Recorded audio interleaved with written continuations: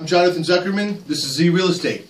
So yesterday I was talking a little bit about short sale, about REO, how the two are connected and how they affect you.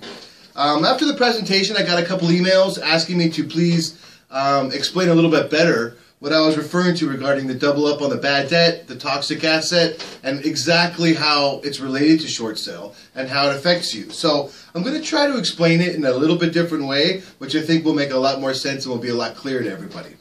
So you have short sale and you have REO. REO stands for real estate owned, and that is basically another way of saying foreclosure. When a homeowner stops paying the bill, stops paying the mortgage, eventually the bank will take the house back. Begrudgingly. It's not exactly something the banks are elated about. They don't love foreclosing property. They're in the business of borrowing and lending, not in the real estate business. So when you pay the mortgage on your house, if you pay the mortgage as agreed, on time, and in the proper amount, your house is, in the eyes of the bank, called or considered or codified as a performing asset. Okay, so every performing asset that a bank has in their inventory increases their borrowing power. The more borrowing power they have, the more borrowing ability they have, which means the more ability they have to lend. The more money they can borrow, the more money they can lend. So the goal, at least as far as banks are considered, is to try to get as many performing assets as possible, which increases their borrowing ability. The very moment an asset is non-performing, that changes the whole dimension. It changes the whole game for the bank. So essentially, you're paying the bill on your house. The moment you stop paying, the bank forecloses. Once the property gets foreclosed upon, it is no longer called a performing asset. The codification changes internally to a non-performing asset. What does that mean for the bank? Well, once you have a non-performing asset, there are certain rules that have to be followed. The first one is the government says, okay, you have to double up on all bad debt.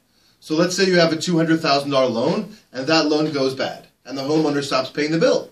So the bank forecloses on that property. If the original loan was $200,000 and now that's a bad loan or a non-performing asset, the next thing that happens is the bank has to put another $200,000 aside. So now the bank has $400,000 in frozen funds, or funds that they cannot use, or more importantly, the way the bank looks at it, funds they cannot borrow against. So if the $400,000 was not non-performing, but rather performing, what would it mean for the bank?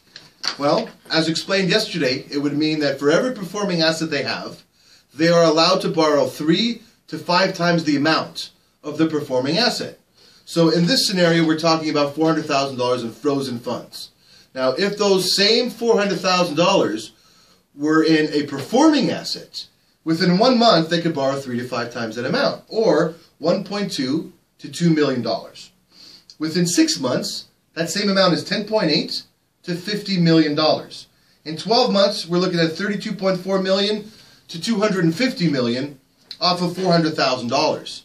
So, if $200,000 is the amount of a loan on a property, and that loan goes non-performing, and the bank forecloses, what does that mean?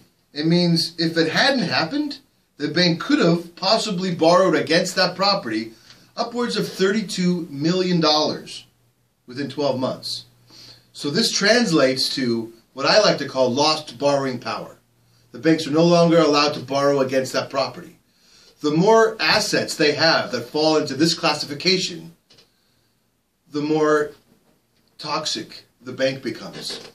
These are toxic assets. The more REOs a bank has, eventually the bank will no longer be able to become viable if they continue to have toxic assets, because as mentioned, they borrow against the performing assets. If their assets become non-performing, the only way to clear the situation is to convert the non-performing asset back into a performing asset via sale, via a new loan. So that's REO, and the way that it ties into short sale, and the reason why it's so important to understand, is because the banks are borrowing against the performing assets. So lots of times people say, John, I'm wondering, I know this guy, he hasn't paid a mortgage, he hasn't made a mortgage payment in 15 months, and he's still living in the property. How is that possible? What are the banks doing about it, and why does nobody care? Well, now you have a little bit of understanding about REO. So the banks, what they like to do is borrow against properties. The second they foreclose, they have to legally change the classification from a performing asset to a non-performing asset. So, as a result of this whole meltdown, this whole financial crisis, I'm sure you can imagine, there's been substantial governmental pressure on banks to do loan mods, workouts, HAFA, CHAFA, short sale, all types of different programs to help the homeowner. So what the banks have been doing as a result is accommodating, not specifically for the interest of complying, but also because, most importantly, it's in their self-interest. How? Well, let's say you have somebody who's not paying the bill on the mortgage. Let's say it's been 6 or 7 months now, and there's no mortgage payment. Regardless of whether the bank is getting paid for that property or not, as long as the classification internally for that asset remains performing, in other words, as long as the bank has not officially foreclosed, they are legally allowed to borrow against the property. Okay, so what does that mean? Well, last year, for example, notoriously, or when short sales started taking off, you had many situations where people were living in their house 16 months, 17 months, no mortgage payment, and nothing happening. Why? Well, the government would come by, and the government would audit the books and say, you know, we notice you're borrowing against these assets which are not collecting payments. Why are you doing this, and why have you not foreclosed? The bank's response is, well, we're working at a short sale. You know, we're trying to help the homeowner. Okay. So, basically, the reason why short sales are becoming more difficult now is because, well, the banks are no longer allowed to borrow against non-performing assets. Excuse me, when I say no longer allowed, they've never been allowed to. But at this point, the government is now putting a little bit more pressure. So when the government comes by and says, why are you borrowing against an asset that is not performing? Number one. And number two, why have you not classified this asset as non-performing? Why have you not foreclosed? When the bank then says, well, we're trying to work out a short sale, the current response is, that's fine, that's great, you can go ahead and do the short sale. However, you cannot delay foreclosure. There is a foreclosure timeline, and if you'd like to do a short sale, you can. But if that short sale cannot be completed by the time the REO timeline says you must foreclose, you must foreclose, period. So in 2009, 10, most notoriously 2011, short sales took forever. Sometimes a year, sometimes a year and a half.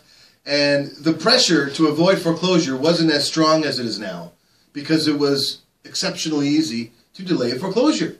As long as there was something in the works regarding a short sale, foreclosure would be delayed and delayed and delayed. The problem is, if you think about what's happening behind the scenes, it truly is crippling our economy. The banks are borrowing against assets that they shouldn't be borrowing against.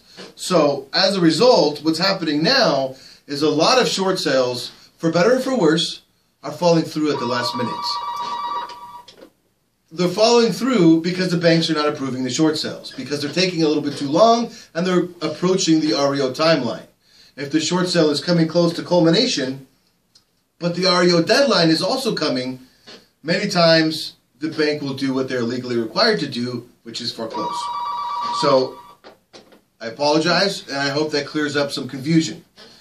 Again, my name is Jonathan Zuckerman. This is Z Real Estate. If you have any questions, you can always call me, 909-559-5275. You can find me at jonathanzuckerman.com, on Twitter, Facebook, LinkedIn, Yelp, Google+, or anything else I may not have thought of. Thanks again, everybody, and have a great day.